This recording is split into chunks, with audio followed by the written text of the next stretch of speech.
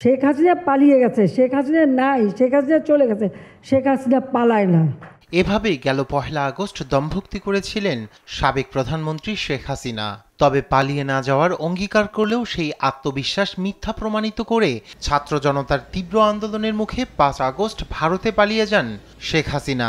ইতি ঘটে তার টানা ১৬ বছরের শাসনের।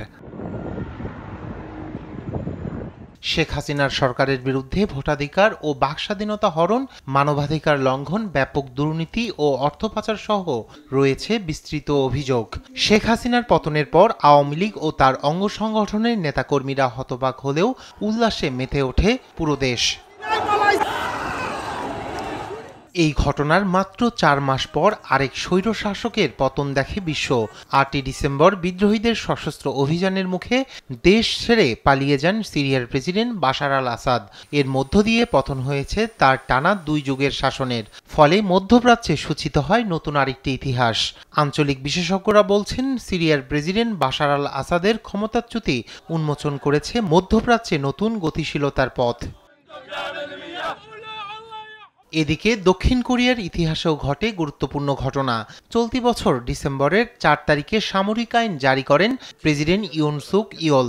দেশ জুড়ে তীব্র বিরোধিতার মুখে মাত্র ৬ ঘন্টা পর সে সিদ্ধান্ত প্রত্যাহারও করেন তিনি।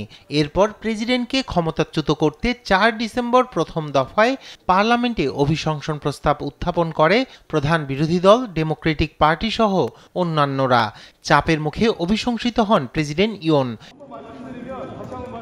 এছাড়া ২০২৪ সাল ছিল ঘটনাবহুল বছর।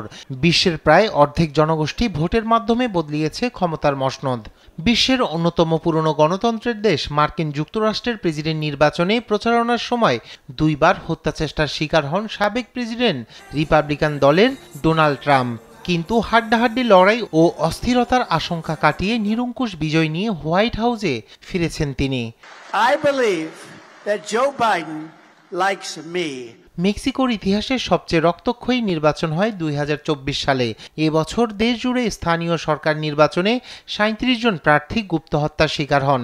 সহিংস নির্বাচনের মধ্যেই ক্লোডিয়া শেইনবাউং মেক্সিকোর প্রথম নারী প্রেসিডেন্ট হিসেবে নির্বাচিত হন।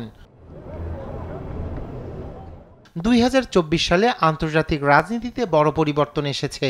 এশিয়া, আফ্রিকা, ইউরোপ ও লাতিন আমেরিকায় নির্বাচনের মাধ্যমে ক্ষমতায় পরিবর্তন হয়েছে। এদিকে দক্ষিণ আফ্রিকা ও ভারতে দীর্ঘদিনের শাসক দলগুলো সংখ্যাগরিষ্ঠতা হারালেও ক্ষমতায় টিকে যায়। পাকিস্তানেও চলছে রাজনৈতিক অস্থিরতা।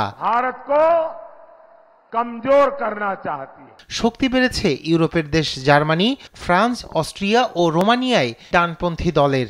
রুশপন্থী দলগুলো জর্জিয়া ও মলদোভাতে প্রত্যাশার চেয়ে ভালো ফল করেছে। তবে ব্রিটেনে ১৪ বছরের কনজারভেটিভ শাসনের অবসান ঘটিয়ে ক্ষমতায় আসে বামপন্থী লেবার পার্টি।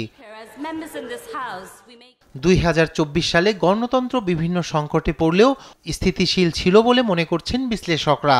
তবে ২০২৫ সাল গণতন্ত্রের জন্য গুরুত্বপূর্ণ বছর হতে পারে বলে জানান তারা।